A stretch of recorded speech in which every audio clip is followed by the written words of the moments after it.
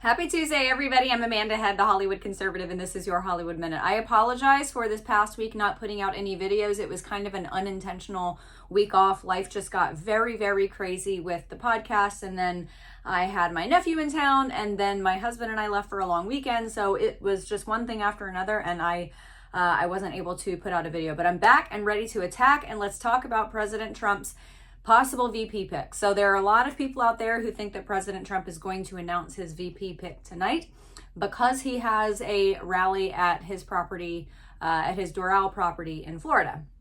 There are going to be a number of people there who I think are on the very short list. However, I'll give you a little bit of inside baseball. The last I heard, which was literally hours ago, President Trump is not announcing his VP tonight. He, I think, is likely leaning towards Saturday. And then, of course, we have the RNC convention coming up on Monday. Now, as far as the names that people are throwing out there, Doug Burgum, Marco Rubio, J.D. Vance, Glenn Youngkin is kind of a dark horse, I'll tell you that.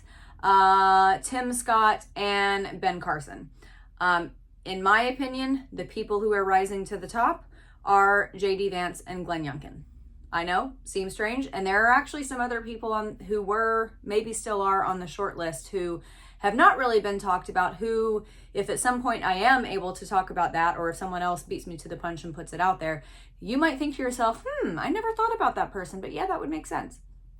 Anyway, Glenn Youngkin as governor can only serve one term. Winsome Sears, his lieutenant governor, is running for governor of, did I say Florida? I meant Virginia. Glenn Youngkin, governor of Virginia.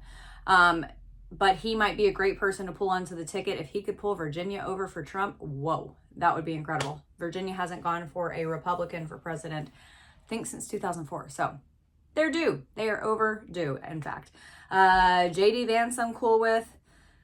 Ben Carson, gosh, I just love Ben Carson. I don't know if I love the idea of him as VP, but I just think he's fantastic, and he's one of the most genuine, kind people in all of politics. And that's very, very rare to see and rare to say. So, yeah, I wouldn't be too keen on thinking that the VP announcement is coming tonight, but you never know.